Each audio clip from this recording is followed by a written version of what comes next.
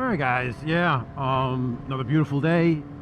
I'm on the FC again. I'm going to be on the triple real soon, but I had a couple of things. I wanted to adjust the sensitivity of the quick shifter. I wanted to try out I got too much wind noise coming in on my mic, so I want to try something different. And I guess because of the helmet. This helmet's a little different than my older helmet, and you hear a little bit more wind noise. So I'm trying to get rid of that. But I wanted to go for a ride and do a couple little tests here and there. And let's turn the camera on. But I do have a question for you guys, or an opinion. Fly and Ride made a comment, another YouTuber, I frequent his channel a lot. He's going to look at a brand new 2024 BMW M1000R. And he was asking my opinion, which I'm flattered that he's asking my opinion. But yeah, he asked me what I think, and if I had the cash, I'd be all over that, especially the competition package, because it's black and blue, a little bit of red mixed in. It's got a lot of carbon fiber. It's really cool looking, but it's so pricey, but it's really, really cool. And I'd be all over it. Now, I did hear another comment. The guy, he's a regular commenter on my channel, and I appreciate his comments. And he heard some bad things about the motor, but I've heard nothing bad as far as reliability or issues. I've heard nothing bad about their four-cylinder. They say a little bit vibey, but not crazy. Like any inline four, I guess. Performance anyway. It makes 208 horsepower.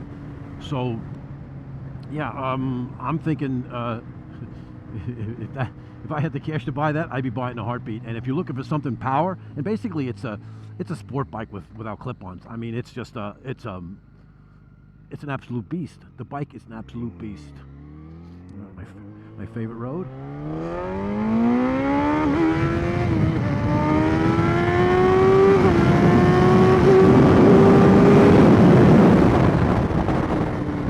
Yeah, so that's why I'm on here. As you know, I mean, I put different shoes on today, and for some reason, I keep hitting the quick shifter. It's too sensitive. So, excuse me. And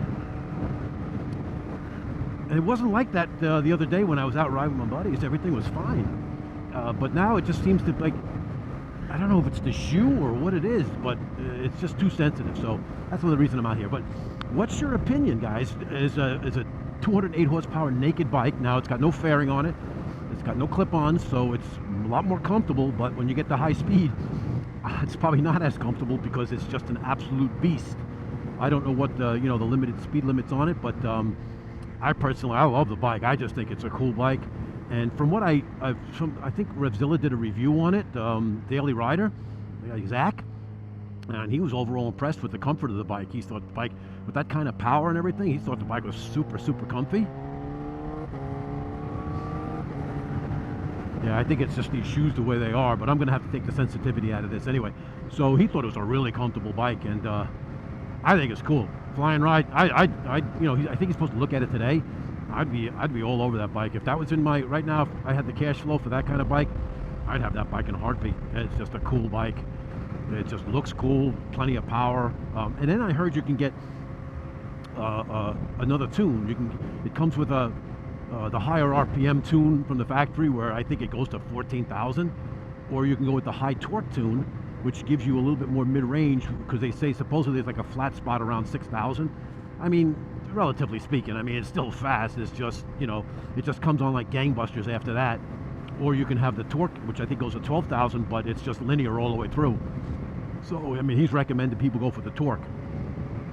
But overall, he really, really liked the bike. So, I'm all about it. I mean, it's just, guys, I'm looking for the ZX14 as my next ride, but I'm all about that bike too. I'm all about a lot of bikes, and the problem with a lot of the newer bikes that are starting to scare me is that there's just so much tech in them that I'm not going to be able to work on the bike. And to me, I got to be able to work on the bike. Oh, they just did this road nice. Yeah, this is so smooth. Anyway, so I got to work on the bike, and the FC has got no tech in it. I put all the tech in it, and yeah, I can work on it and do anything I want to the bike. So that's what scares me about the new bikes, because I don't want to have a bike I can't. That's why I kind of like the ZX14.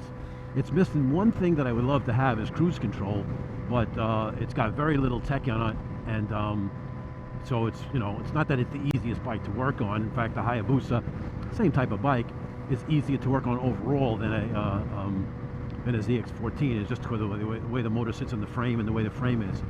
But you know, but it's something I can deal with, and yeah. So anyway, that's just what I was asking, guys. I just wanted your kind of opinion on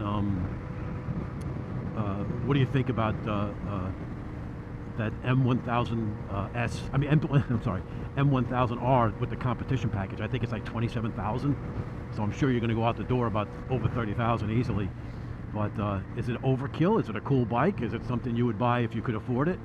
I know I'd be all over that bike, no doubt about it. You know, and the thing is, when you read about issues with bikes, yeah, I'm not saying they're not founded. They're not, you know, really issues. Yeah, it's definitely the shoe. The shoe is a little bit thicker, and it's hitting. So I'm just gonna have to adjust the sensitivity. Anyway, so yeah, bikes can have issues. When I bought my BMW, my 1250, and when I went online and looked in the forums, if I paid attention to the forums, I probably wouldn't have bought the bike. And the bike was everything opposite of what all these guys said it was. Yeah, the guys were having problems, and I understand it, but I had no problems. It was extremely easy to work on. One of the easiest bikes, because everything is right there. Never any issue working on the bike whatsoever. No complaints about it.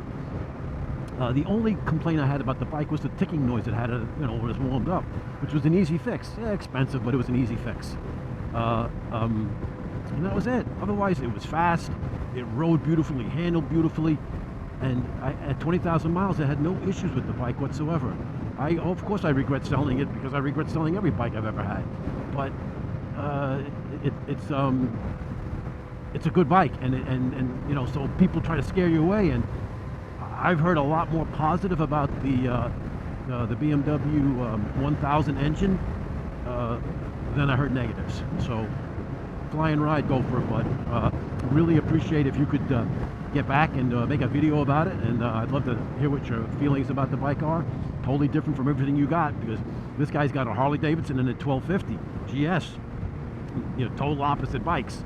And you know, he likes to cruise, and he likes the sportiness, and so he says he's looking for something more sporty, and you can't get any more sporty than a... in fact, the sport bikes, yeah, they're fast and everything like that, but they're easier at high speed because you have protection. If you're on a naked bike making 200 horsepower, and you're pushing it to the max, boy, you got a lot of balls, I can tell you. And this bike is a little bit nicer than my other FZ because it has a little bit more protection, so I can tuck in, even though I do find myself getting thrown to the back because the seat is so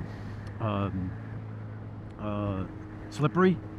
And yeah, so, you know, I think the fairing does help.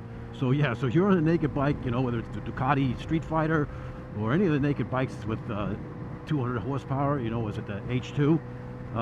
Man, you got balls, buddy, to take that bike to the limit. But the limit it can go.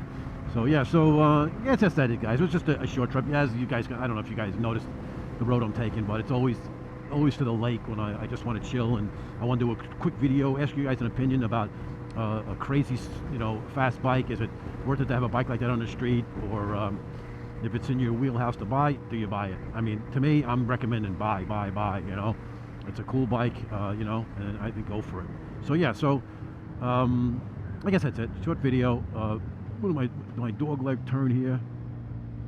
This way I can scrub the tires in nice. I could scrape the pegs like I did on another turn before.